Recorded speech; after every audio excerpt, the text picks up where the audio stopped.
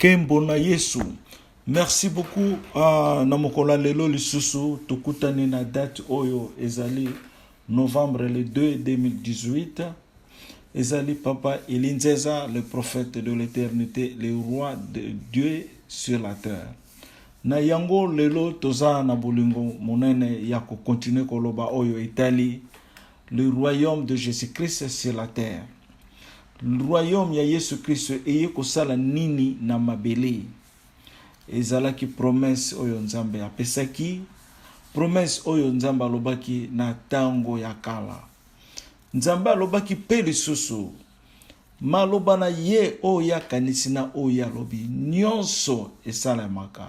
Na oyo ye alobaki avant mokili ekokisama nyonso emonisamaka avant la fin du temps. Jésus-Christ aye koloba na Matthieu 5:18 alobi avant likolo na mabele écrasé ekweya epanzana liloba nyonso ya Nzambe ekokokisama. Au nom de Jésus tokotanga Bible na promesse oyo Nzambe apesa na David po toyeba ke David azali mokonzi monene na mabele oyo Nzambe abengi ye motema na ye. Bamindele basala ngo na tradition en français balobi selon le cœur de Dieu. Mais Nzambe alobalanga David aza motema na ye. Et puis Jésus-Christ alobakalanga ndenge ya lingaka David, ndenge moko azolinga le Père. Pona komona ke David asimbaki motema ya Nzambe. Pona nini David asimbaki motema ya Nzambe?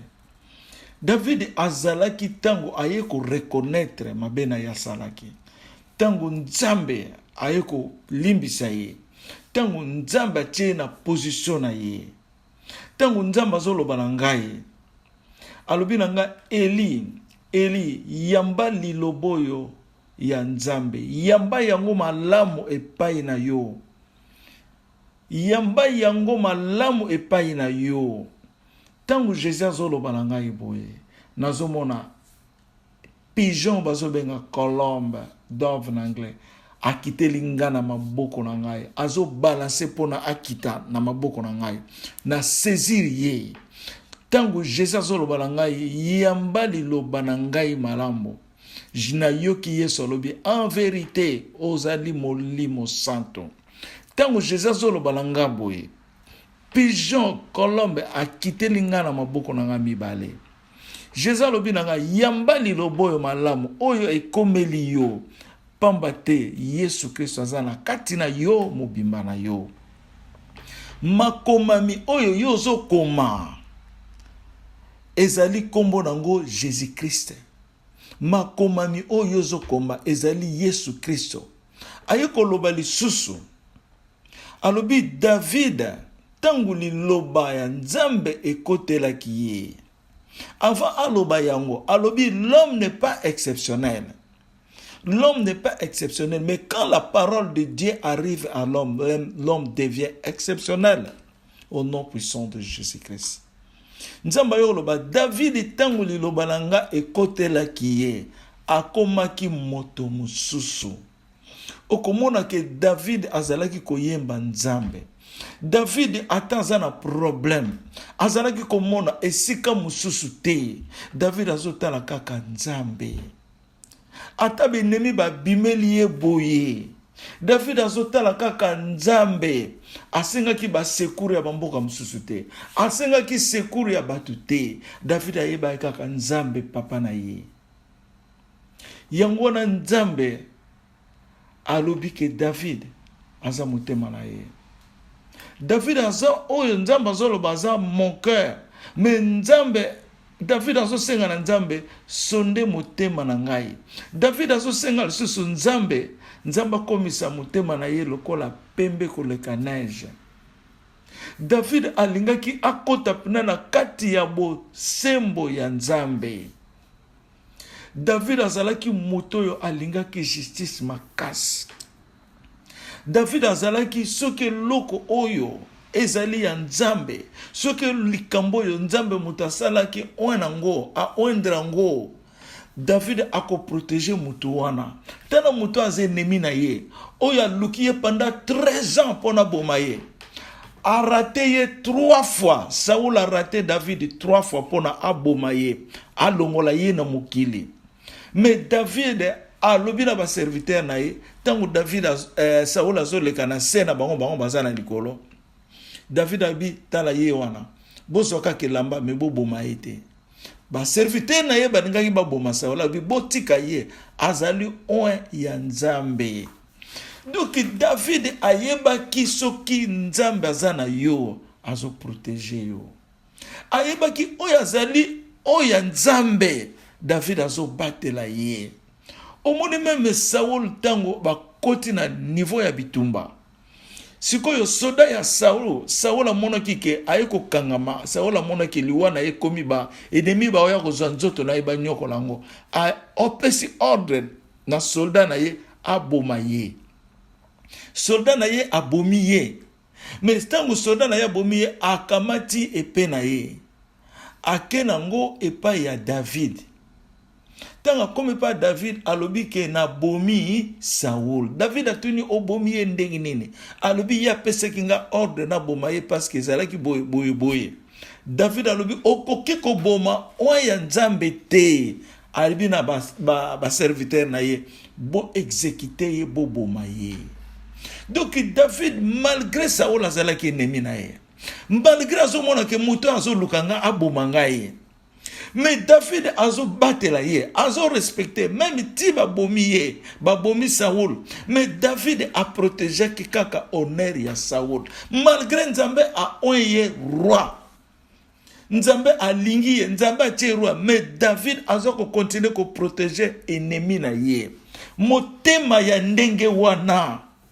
Lelo soki lelo ennemi na yo alingaka yo te bandoki balingaka yo te lelo zui bango na position bo okoyokela ta mawate ennemi asoki bayebiso songo la sala ki mabe yo wana déjà oso changer position okangi kanda ya libela ekomi libanga na mutema na yo. Mais David azalaki exemplaire na kati ya royaume ya Nzambe. Mwana na ye oya a détrôné ye David a koti zamba. Mais David azoloba na ba serviteur bobo ma yete botika mwana na ngai. Mais tangu mwana wana akeko kangama susu na mutambu na nzela ba bomaki ye David aleli tanga yoki ke ba bomaki mwana. Mais mwana oyo alongoli na trône. Mais ozolela ye owoleli bokonzi na yo te otali mwana totala motema ya ndenge wana. Azo supporter ba ennemi na ye, azo défendre ba ennemi na ye au nom puissant de Jésus-Christ de Nazareth. Yangono moniki motema ya David Nzamba kokotika ete. Tokotanga ba verset oyo Nzamba zoloba na bolingo ya David. Ndenge Nzambe agirait devant David. Ndenge Nzambe agirait au nom de Jésus. Tokotanga yango na Psaume 89 et bandi na verset 3. Tokotanga oyo na verset 3, tina verset 4. Après, tokotanga oye bandi sous na verset 20. Au nom de Jésus-Christ de Nazareth. J'ai fait alliance avec mon Élie. Voici ce que je jurai à David, mon serviteur. J'affermirai ta postérité pour toujours, et j'établirai ton trône à perpétuité. Pause. Awazoloba na 4, soki totali bien na verset 3. David a lobi, j'ai fait alliance avec mon Élie. Nzambe soki asali alliance na oyo ye aponi. Etika li phénomène na kati ya Nzambe. Nzambe koki kolongola yango te. Alobi lisusu, voici ce que j'ai juré à David, mon serviteur. Nzambe agiraki na David, mon serviteur. Agirai na David. Ayekoloba, je fermerai ta postérité pour toujours. Na kozala toujours na postérité na descendance na yo. Descendance ya David eko continuaka pour toujours. Oyo ba yena mukongo ya David eko suka kate. Et j'établirai ton trône à perpétuité. Pause. ozomona ke awa nzambe apesi promesse na descendance na mokongo ya David, bana na ye bakoya, nzambe akozala na bango bakokontinue musala ya David. J'établirai ton trône à perpétuité, trône ya David na Israël ekotikalaka seko. Toke sikoyo na verset 20. Verset 20 à l'obinine, pour total la promesse, nzambe apesi na David. Verset 20 à l'obin, j'ai trouvé David, mon serviteur, je l'ai oint de mon huile sainte. Ma main le soutiendra et mon bras le fortifiera. L'ennemi ne le surprendra pas et le méchant ne l'opprimera point.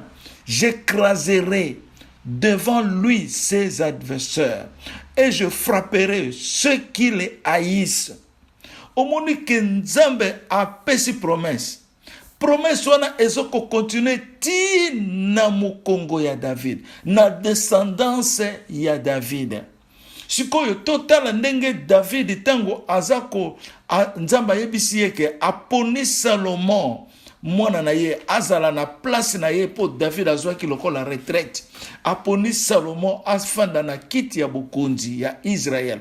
Toyoka ndenge nzambe alobi awa.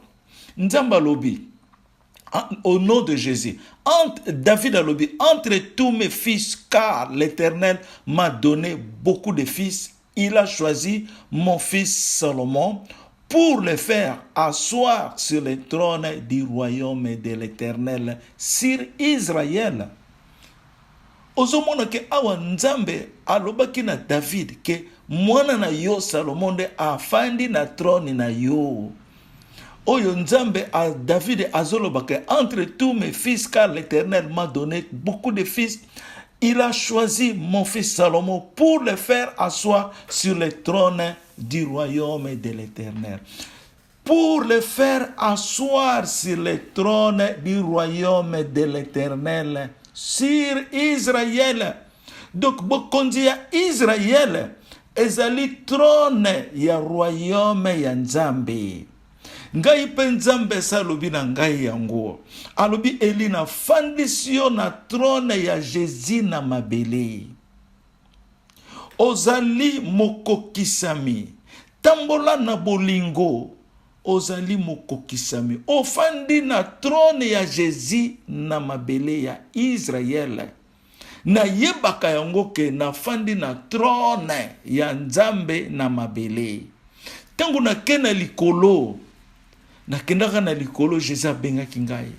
Nakendaki tango na kutani na kati ya Jésus na temple na likolo. Jésus azoloba nanga oye ko partager. Nalobi to ko partager nini yoza nkolo liloba. To partager liloba yoza nkolo liloba. Alobi oye to partager. Atomboli loboko na ye afongoli ezaki na mabanga mibale. Eza ba puissance divine. Ya likolo pena se to kaboli yango to partager azu moko apesinga ya tikali na moko na kitaki nango na mabele ayokolo balanga. Vous êtes celui qui est assis sur la place de David. Donc Nzambe azongisaki bokonzi ya royaume ya Israël na mabele na tango nga na kendeki na likolo kokutana na Seigneur le roi des rois. Parce que Jésus-Christ batuna kiye tango yo ozokende, est-ce que on restaurer royaume ya Israël? Yesu alobi, vous n'avez pas l'autorité, ce n'est pas avec vous le temps de poser cette question, c'est le Père qui a l'autorité de répondre. Donc Jésus a répondu ki angote. Yesu azongaki na likolo vivant. Mais sikoyo ngai na kendeki kozwa pouvoir ya royaume na likolo na kiti nango na mabele. Et ce qui wana te Nzambe aloba na ngai, tu es le seul qui est venu avec l'autorité du ciel sur la terre. Nzambe aloba na ngango. Aloba na ngai yango. Ezala makambo susu na aloba te. Makambo bingi pe na lobi. Ozomona sikoyo tango tozo kende na likambo oyo etali bokonzi ya David. Nzambe aye koloba na ngai a placé bokonzi ya David, a placé royaume ya David na territoire nyonso ya RDC oya bengi yango le royaume de Jésus sur Congo. Le royaume Congo, alobi le royaume Congo ezali kaka le même royaume de Jésus-Christ. Congo ezali Jésus, Congo ezali royaume. Yango na omoni ke Nzambe akitisi nga na ndenge ya plante, na ndenge ya nzete, na ndenge ya temple, na ndenge ya hotel ya Nzambe. Nzambe alobi na nga na place bolingo na nga epai na yo na Genèse 35.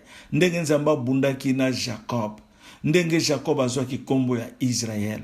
Nzambe alobi na nga yo za libanga, libanga oyo ezali likolo ya ngomba. Ese na mona pe libanga ezongala na ngomba. Mena yeba kite Nzambe azoloba na nga nini.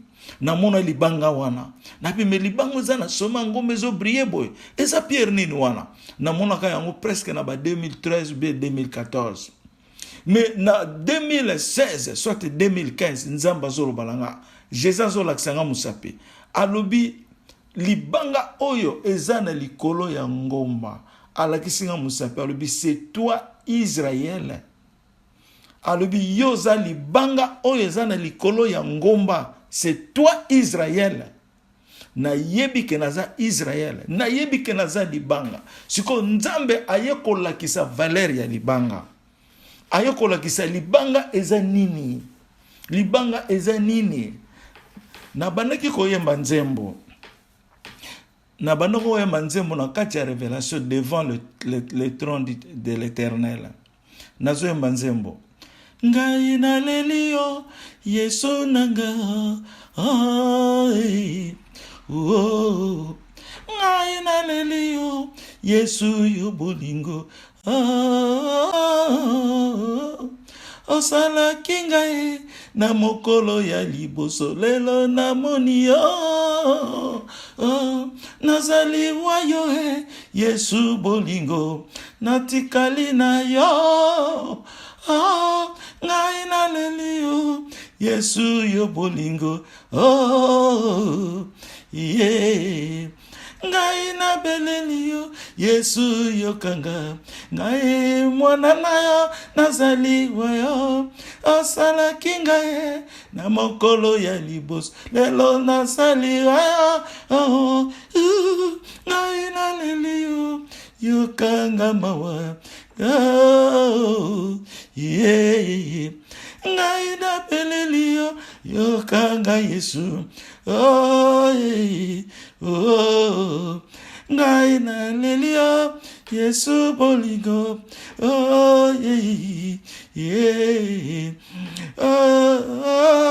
Yesu bolingo. Yesu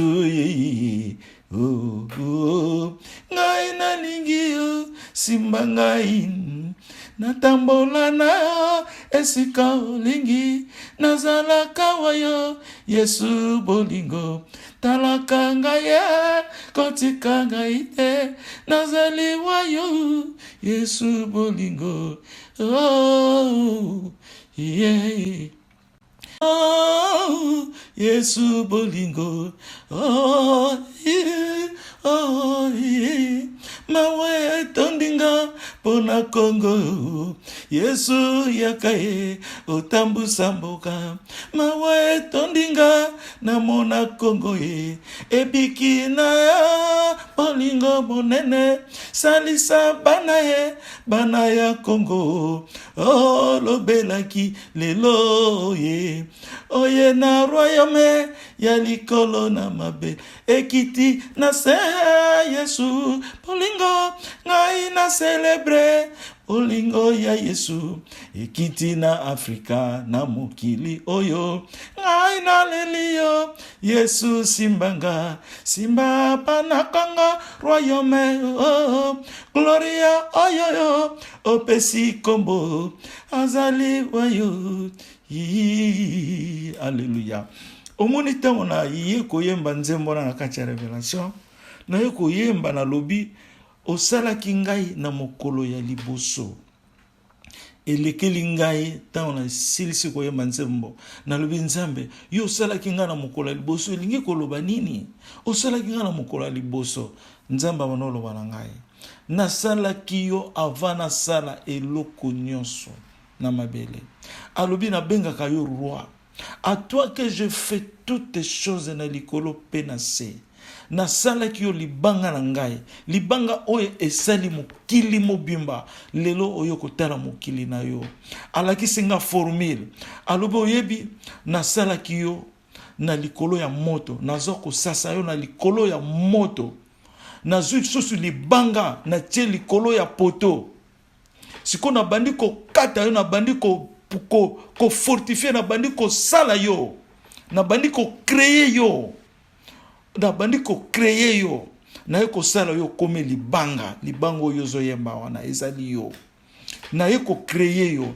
nasalaki yo na formule ya moto ya mabele na mai au nom puissant de Jésus nzamba yo koloba na nga lisusu alobi oyebi azoloba na ba peuple congolais alobi pona nini bozo trahir mboka na bino pona nini bozo trahir mboka na bino est-ce que bino bozo yeba eloko yo babengi libanga est-ce que bino bozo yeba eloko babengi libanga oyo ngai na poser na Congo moto moko te akoki kolongola yango ata Amerique akoka kolongola libanga oyo ngai na poser na Congo te nzamba bandi koloba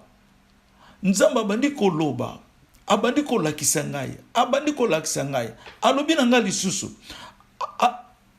alobi na ngai telama malamu na peuple nga na pesi yo sunga bango na ndenge esengeli pamba te yo zali orientation na bango sunga bango malamu pamba te yo zali orientation yo ozali eli na ngai kombo oyo ya Eli ezali kombo na ngai ya nzambe kombo wana elingi koloba feu ezali moto yango loza na puissance ya moto na kati na yo tango na yambi Yesu sika tango nzamba beanga profeteli ba jour wana nyonso leki soki nzamba zoloba na nga nazomona moto nde lobaka na ngai nzoto nange kombangi na ba étincelle ya feu soki nzamba zoloba na nga nazomona moto ezobima ezoloba na nga tango bengai profeteli na tele na likolo nazomona moto bakake ezoloba yango na nzamba alobi kombo Eli elingi koloba moto ezali moto alobi yo oza misapi na ngai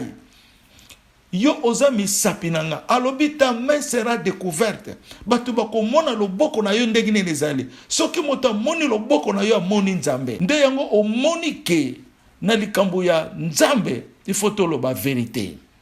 Combien de fois oyo nga na juré na Congo devant 300 hommes de Dieu catholiques azalaki ba branamise bazalaki ba image ezali ba photo ezali.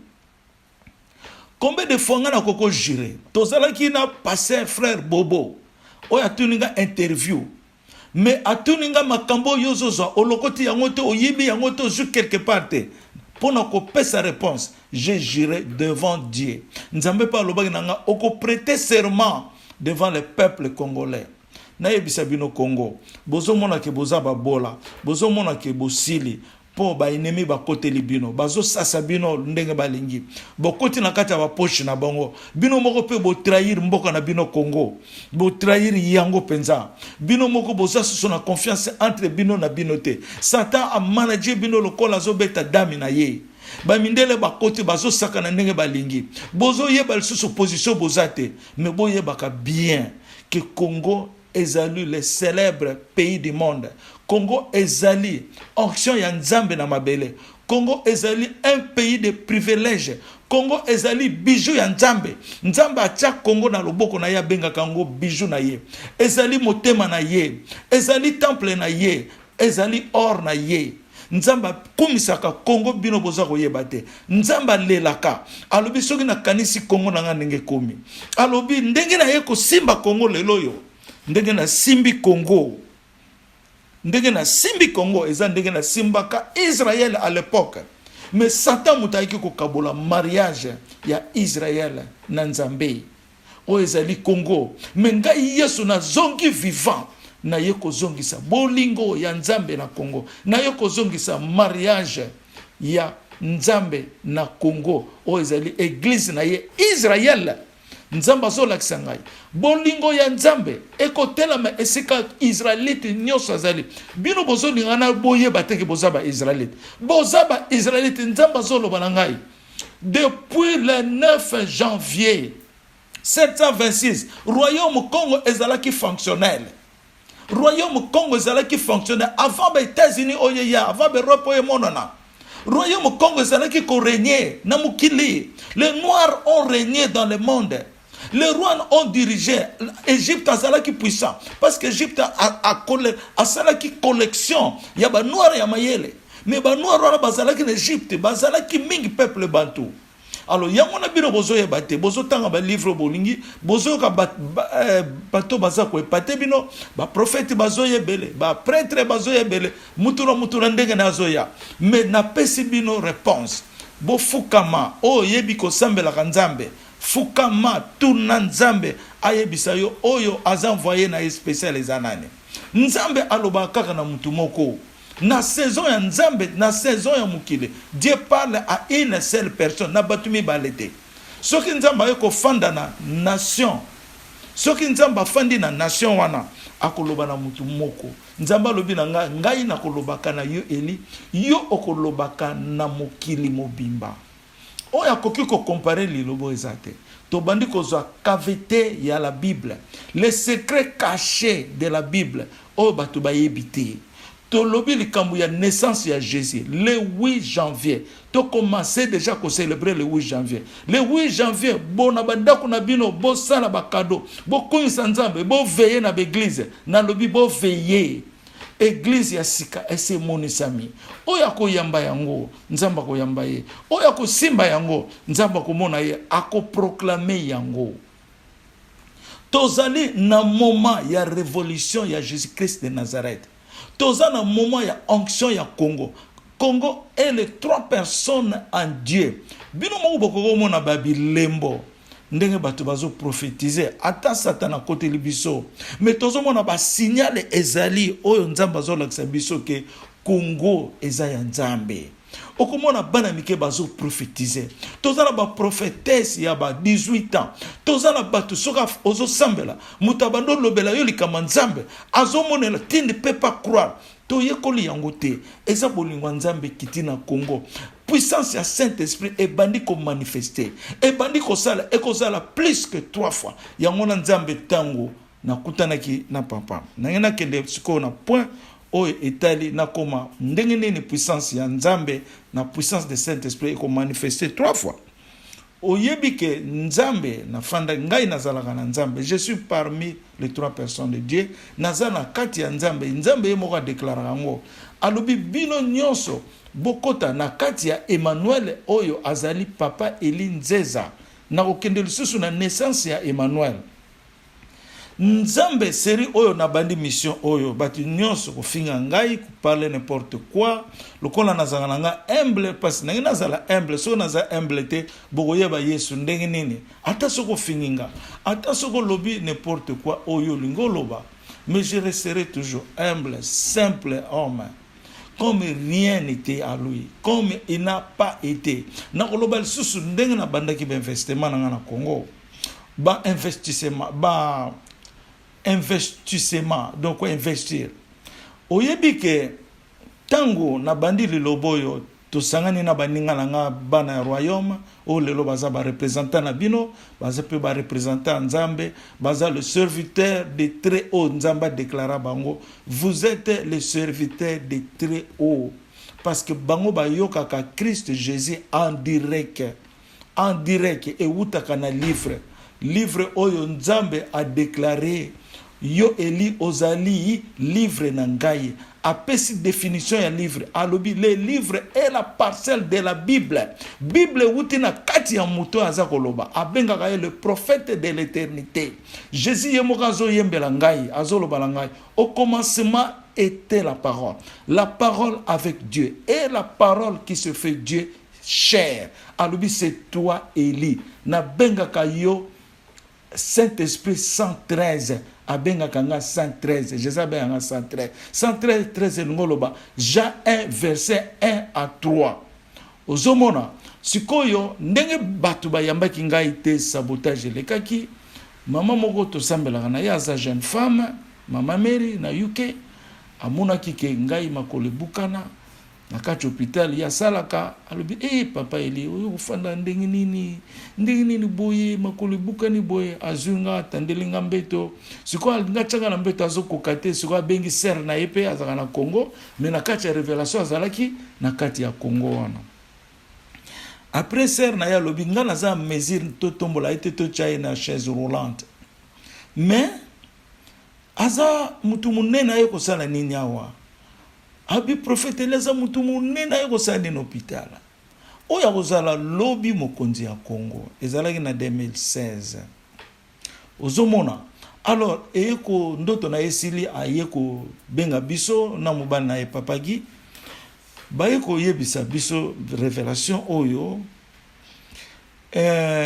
na yebise pa pasteur Gibo ngana bitala il faut to senga na nzambe alobela biso pona nini makolo na ngeza kobukana to senga ki na nzambe alobi ezali sabotage na négligence bato bayambi mwana nzambe te nzambe tininga pona Congo elinga ko sepela depuis 2015 ndenge nzambe apesaki promesse na ye mais ekokisamaki te pour sabotage elekaki mingi ozomona. Dans l'entretemps namonaki nzambe atindeli ngai bato ba angelo nazalaki neti na Belgique pour pouvoir na biso ekangamaki na Belgique mais c'est tozwi yango ozomona ke na kati ya Belgique wana nzambe atindeli bamindele c'était des anges bayaki baye kokutana nga balobi boza moke mingi kaka oza na 5 personnes moye tosala organisation ya Congo ezate tokozonga na 15 heures mais na 15 heures baye kozonga na 2018 tozali namonaki ce sont les mêmes personnes bayelenga namonaki tozaki na kati hôtel bazozwa nzela baya na Belgique bakende Belgique na yebisaki ba membre na ba représentant na kati ya ba prière ke victoire na biso emonani na 2018 oyo. Alors to bandako senga nzamba yo loba to représenter na rassembler le représentant ya Congo ezubiso temps poto yo kanzambe bien nzamba lobi ezali bato yo bazo sambela na yo oyo baza ba disciple ya Yesu oyo baza na nzinga na yo baza ba représentant ya Congo baza pe ba représentant na ngai. Donc nzamba lobi bango ba confirmer le royaume de David. Penzamba lobaki nanga 3 ans avant, peut-être 2 ans, alobi na kotindela yo ba serviteur na ngai oyo bako oendre yo comme serviteur na mabele ponga na consacrer yo bango lisusu bako reconnaître yo na mabele. Donc esalemaki le 5 octobre na Bruxelles.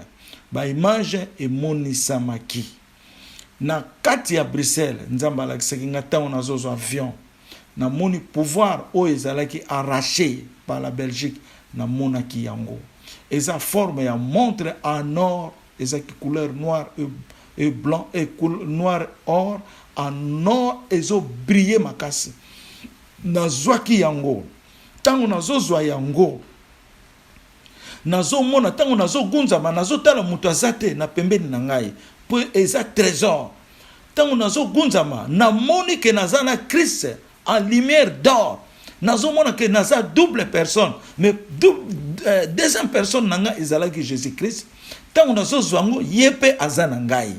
Donc namona ke Seigneur Jésus-Christ aye ko accomplir mission ya Congo kozwa trésor o ezala le pouvoir arraché na Belgique pour Belgique aza centrale ya Europe oyo pona ba vivre na ndenge na bango richesse nyonso ya Congo ba centraliser kango na Belgique.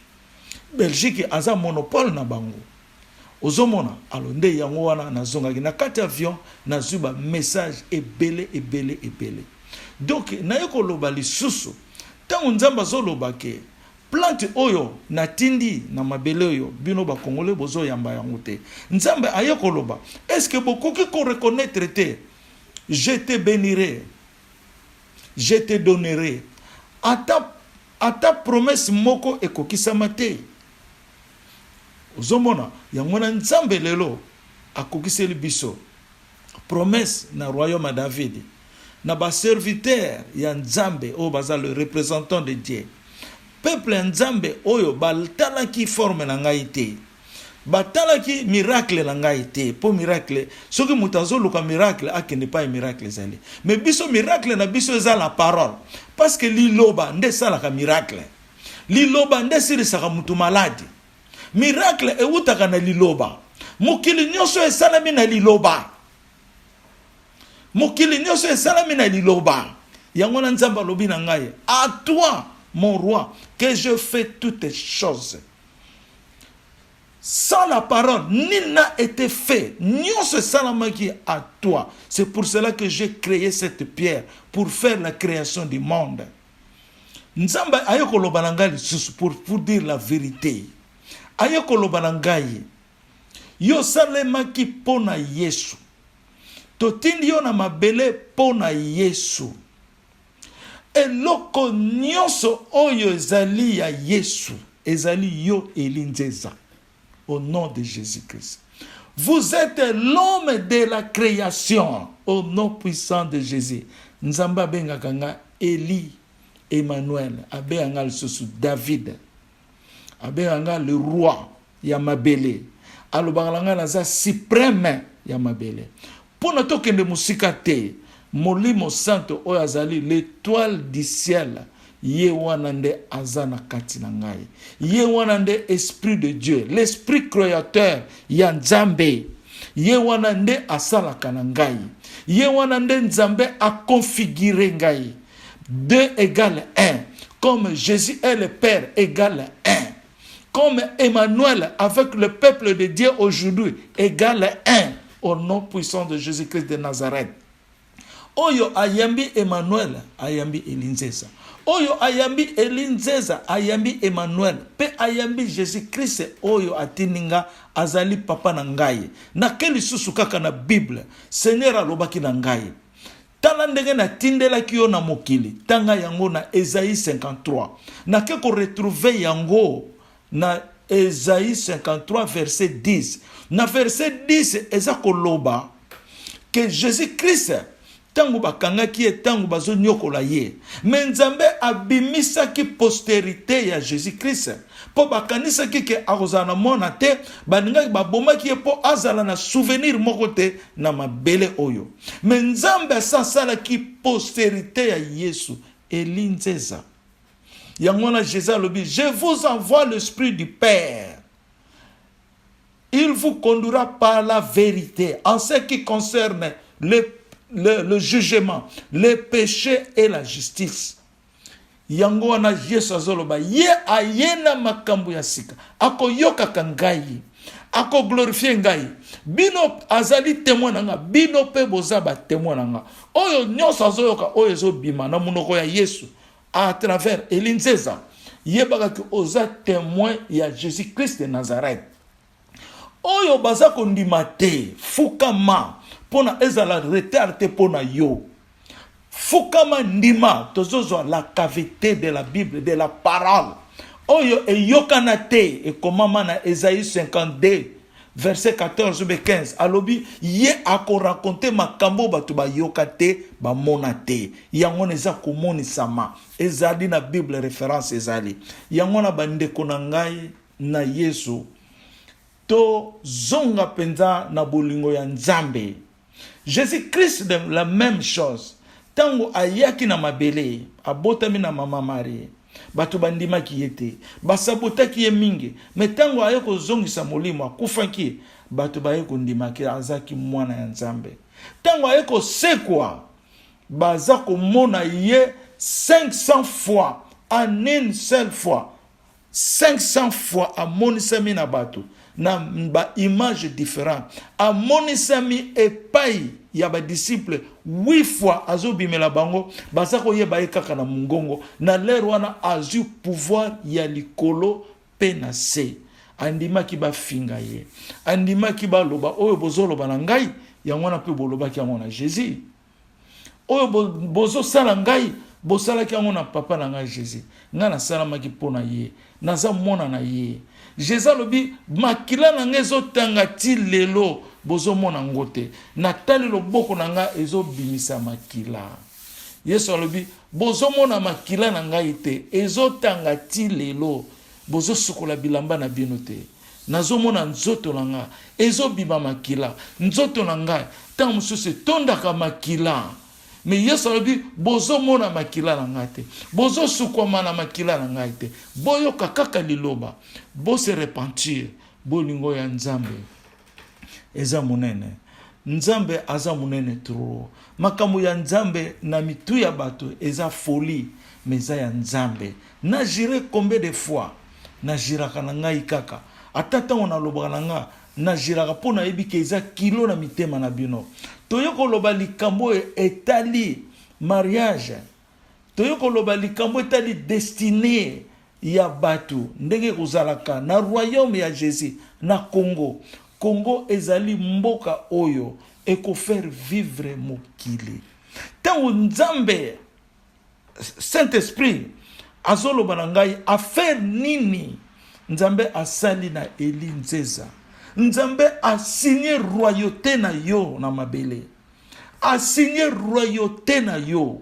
Nazalaki kobuka na puissance ya Nzambe salingai nazokoka kuningana te. Saint-Esprit azoloba eloko nini Nzambe asali affaire na ye. Ye moko na Eli Nzeza pe akokisi yango akomisi roi ya mabele. Tango Nzambe Saint-Esprit azoloba yango na moni lokola mutu na ngai ezosala susu te. Na lobi Jésus salisanga nazomona mutu na ngai komi na trouble. Po makambo nazako yoka ezolekela nga, ezoleka dimension ya personnalité na ngai. Na lobi ke nazokoka lisusu te makambo nazoyoka ekomeli ngai kilo ezoleka puissance divine kitaki jour wana ezalaki eloko mususu. Bon, na lingi na kende mingi te po ba révélation eza mingi ebele. Mais toye bakango bien. Jésus-Christ a zongi vivant par Emmanuel. Oye a configuré étoile du ciel na muto ya poni Eli Nzeza. To sakana te po Nzambe akosala makambo minene. Congo eza monopole ya Israël. Akozwa kombo ya Israël complètement. Congo bakobe yango Israël, le royaume royal de l'Éternel. Ezali Congo, royaume Congo. Bomo na fier na kati na bino. Bozala na esengo na kati na bino. Congo lesoka bandi ko tambola na balabala. Mindele bako landaka bango. Mindele bako honore ba Congolais. Ba étranger bako linga baya ko bala bana na biso ba ser na biso. Pona kombo ya Yesu oyo atie na kati ya Congo. Le Congo est le pays de 3 personnes en Dieu. Je vous dis la vérité, rien que la vérité. Rien que la vérité. Yangono moni Saint-Esprit ayembelanga nzembo. Ayembelanga nzembo moko ya ko célébrer ye tango tozozonga na Congo. Soki totali lelo bato msusu bakomona ne toza ba tribaliste, toza ba tribaliste te. Po bomona kinga na za tribaliste te. Na kati ya royaume na biso toza na bekolonios, toza na bakasaya, toza na bakongo, toza na balokele, toza na batakivu, toza na Équateur, pe baza batonga na lingaka mingi. Na mona ka race te na misu na ngai. Nazomona ke toza ba Israélite. Race congolais na lingaka ngolo susu te po esambwe na ba drapeau biloko nyonso tu ba piaki yango ba combiner yango ba tiango na kati na monde de ténèbres. Mais Jésus-Christ a yena mona na ye pour na ko détrôner. Yango na tanga zo pesa nga épée. Le père mutabanda koloba, le père azoloba liboso. Le père alobi na ngai. Alobi quand j'ai créé le monde parfaitement. Aujourd'hui, nous sommes en connaissance que le Congo est tombé dans un trou. Ayokolobana Jésus, alobi Jésus-Christ, ton sang a été coulé pour eux. Alobi kaka ndengwana, Jésus a telami. Alobi a telami a pesenga épée. Alobi Eli na pesio épée oyo o détrôné. Congo na kati ya libulu contre le pouvoir de l'instabilité. Le pouvoir de l'instabilité, ezali guerre, ezali corruption, ezali religion, ezali racisme. Et wuti na 4 maseke ya diable oyo ezali na Zacharie. Nzambe atindi susu les 4 forgerons, les 4 archangels pour détruire force ya maseke wana. Yango moni lelo Congo aza champion du monde, aza élevé du monde. Nazolo bango spirituellement yango ekokokisama. Nzambe alobi to longwa na bowumbu ya Congo, to longwa na esclavagisme ya Congo. To zonga lisusu na simate. Biloko musu bazo tindela bino ya mawa ezo lelisa bino ezo zongisa bino na bowumbu. Biloko musu bazo tindela bino ya mawa ezo zongisa bino n'esclavagisme. Bo faire attention, toza déjà élevé, toza déjà ya kotelama eza kala mingite oyo bazoloba mwana ya Nzambe akoya kotelama na Congo ye wana zoloba na bino. Nzamba lobi, la grandeur de ma main va diriger le Congo.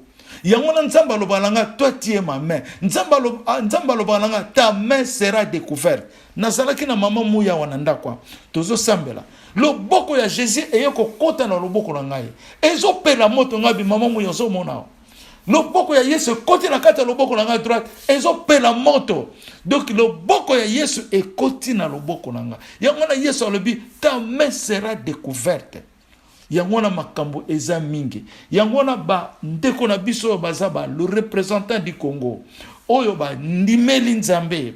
Ba tala ki position na ngate bangonde ba ko longola nga makolo e bukani. Makolo nange bukanaki. Tam susu nazomona nazotambola pena makolo e bukana mais nazokende fit ngalo bi Nzambe bo makolo ngo e bukana ti mukolo nini e kozala kaka boye yangwana Nzambe moneke a touché ki mitema ya quelques serviteurs na ye oyo ba ko signer accord ya Nzambe pour royaume ya David etelama na mukiloyo. Baza batu soko moni bango baza batu lokola biso nyonso mais na kati ya Nzambe baza minene trop. Ozomona ba signer pona biso nyonso ba congolais pona ba africain nyonso ba signer pacte ya Nzambe, contrat, convention ya Nzambe pour ezali valeur ya Nzambe na ba verset to tangi Nzamba lobike royaume ya David eko silaka te na descendance na ye eko continuaka. Nzambe agire to tangi yango to tangi ndenge Nzambe agire pona David. Royaume ya David eko silaka te yango na Nzambe asalaka kaka na lolenge na ye. Nangina kende na sujet muso eza très important. Yango na nde tozoloba likambo na Congo tokozala susu na tribalisme te, racisme te, o Kiswahili lingala te, biso tu toza moko, toza ba Israelite. Toza na makambo wana te ngai na bota naza na mama bana na ngazali aza Kasayen na boti na Kasayen bana na biso na ba Congo soko boti na ekolo mususu balobi bana wana baza ba Congo te bakomi ekolo wana yobo ozomona donc naza na ba Kasayen ba Congo bana na ngai ozomona donc nazali na position oyo bien plantée na Congo na pesa bino expérience mususu naza nango na Congo. L'air Mose Kabila azwaki pouvoir na lobi bien Mose Kabila azwaki pouvoir. Déjà ngana l'air wana na kota na monde ya ba saoudien ba koweitien na ba émirats d'Arabes na Dubai. Na yebi ba grand investisseur na fanda kuna na sala na bango makambu na ndenge ya ba musulman tangu nazalaki musulman. Tangu Mose Kabila komi j'étais parmi les premiers oyo bakendaki na investissement na Congo. Nazalaki na dossier ya 6 milliards de dollars. Ezalaki dossier oyo to zwaki négociation na société moko za na UK, na Angleterre babe yango McDonald's. Société wana esalaki nzela ya tunnel ya Angleterre kokende tin Europe. société wana mutu esalaki yango nazalaki na contrat wana na maboko ya valeur ya 6 milliards de dollars mpona kosala banzela ya train bamai bamituka bamakambo ebele na financement wana et puis ezalaki te ke Congo azala na nyongo ya 6 milliards ezalaki baza koinvestir na Congo bango pe lokola bakosala business na bango bakorekipere kaka na commerce wana bazorekipere mbongo na bango malembe Congo alingaki kozala ta na nyongo ya 1 franc te soit $1 te. J'étais parmi oyo bakendaki na projet wana nakendaki na projet ya pétrole nakendaki na ba projet bele nakutisaki ba ministre nyonso ya Kabila na l'air wana tosalaki na bango conférence pona dossier wana nakena ba dossier ebele na Congo pêcherie oyo amina nga prince Dubai Kalfan pêcherie azalaki na société na Angola esalaka ba bateau po sala ba pêche azalaka mpe na Dubai nakendaki mpe meme na projet wana ya kosala ba bateau ya pêche ba bateau kokozala keke esalaka bani nasinaki na ye contrat ngai moko nazwa 2 bateau ekobanda osala Matadi tina Luanda cargo et puis ezomemba ba passager nayebisa yo tosali babwa nasali société na Matadi wana société na ngai ezalaki ya kosakana te mais tant on a eu ba problème ya mona ba bomaki déjà avant na kende ba jugement na bato ba tikalaki na société nde ba piyaki société congolais aza terrible congolais ngi ba bongisa tamboka te ozomona mais na tchaki on stand by pona mona ke loko moko sa ko yele la inspiration le na zana na islam na kanisi bolandi ba image et pas ya Tiffany nazalaki ko sentir ka moko zolo bana funa zonga Dubai pe na zonga États-Unis tant on a eu ko zonga nde na yo ko yamba Yesu ozomona donc Seigneur a zongisaki nga na pona yamba ye donc yango no monike eloko oyo nzamba tinanga na Congo na tango liboso tango na kendaka na 2011 be 12 alobaki nanga na kono yebisa ba congolais nzamba lobi moto nyonso oyo ko investir na Congo nzambe akotombola ye lelo soki biso ba congolais to koti na kifeneya yango na mboko na biso kufi to koti na kobanga ni wa yango na mboko na biso kufi to koti na kindumba yango na mboko na biso kufi to koti na ba honneur na ba prestige biso to fandi na États-Unis America za milliardaire mais soko za na yawa même na mboko barabe to fandi mais tu ne peux pas croire ce sont des gens très humbles. Mais Congolais soki azana combien babar nyosa kotambola akozwa basi nyoso akosala dégâts lobi akomi ko kima batu.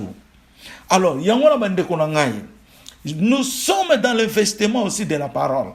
Dans l'investissement la parole ekoyele la biso financement la parole ekoyele la biso médical. Parce que Nzambe aza ingénieur, Nzambe aza architecte, Nzambe aza na position nyonso oyo mutu amukila za nango pona ko évoluer, ko investir mboka na biso. Ozomona. Donc na yango, il faut to yeba bien que Nzambe aza kaka Nzambe ndenge batu bakanisela te, aza ndenge ba flama ba eki ko kosela biso te mindele ke bonanda di loba fosa la pauvre boye ba enduire biso na ba erreur wana yango na royaume Congo e kufaki ba komo boma ba rwana bango ba roi Angola ba komo boma bango na libanda tango ba invité kuna ba bomi o azalaki doko maladi akufi ba sasi biso lokola ba mbisi balingi ba sasa. Mais aujourd'hui c'est fini au nom puissant de Jésus. C'est fini au nom de Jésus-Christ de Nazareth. Le malheur est fini. Jésus a dit l'Afrique ne sera plus en brûlure. Congo ne sera plus honte. Bondi mayango bozana. Botika babloka boumbu. Oh kuna baso bomba. Oh kuna baso. Tokota na dossier ya Emmanuel oyazali Jésus-Christ de Nazareth. Na kombo na Yesu. Tolobi Nzambe okumisama na yo siko naza koyemba nzembo nazo kopemela nango nzembo yo ezali malamu mingi oyo Saint-Esprit yembela biso poko célébrer Yesu tanto ozonga nakomeka koyemba ngo bino pe boyemba ngo ezaki Congo doza ba tribaliste nous tous nous sommes des Israélites Congolais Congo. Ozomona bolongola ba ideo ya ntina te nzamba za ne sika kitelaka Nzambe azana esika kitelaka, esika komelaka, awuti na likolo, awuti na ndenge na ya bunzambe, akomeli na RDC royaume royal de l'Éternel. Akomeli wana, akomeli na ba Congo. Parce que Nzambe alakisaki carte na Mama Nsila, alobi pesa carte na ba Congolais ba yeba epa ngana zali. Na fandaka na mbanzanti ezali esika royaume ya Nzambe ezali na ba Congo. Lelo Nzambe alobi siège na yo na ba Congo. Tozo landa liloba. Jésus abimelaka ngai azo yebisa nga le sceptre de l'indépendance. Avant le sceptre de l'indépendance, alobi nanga na Kikongo lusambuka. Nanga na yebi Kikongo te. Lusambuka. Na tuni ba mama na biso ba explique ngai. Ozomona awuto yembela mama Wivine Nzembwawa. Mama Wivina ayembi yango. Mama Wivina azamu Kongo te. Mama Wivina azamu tabandundu lokele. Ayebi Kongo te, mais mama Wivina asali tu azwa Nzembo wana ayemba ngopo apesa témoignage. Ozomona. Donc tozana Jésus aye na Congo atterrir par le bas Congo.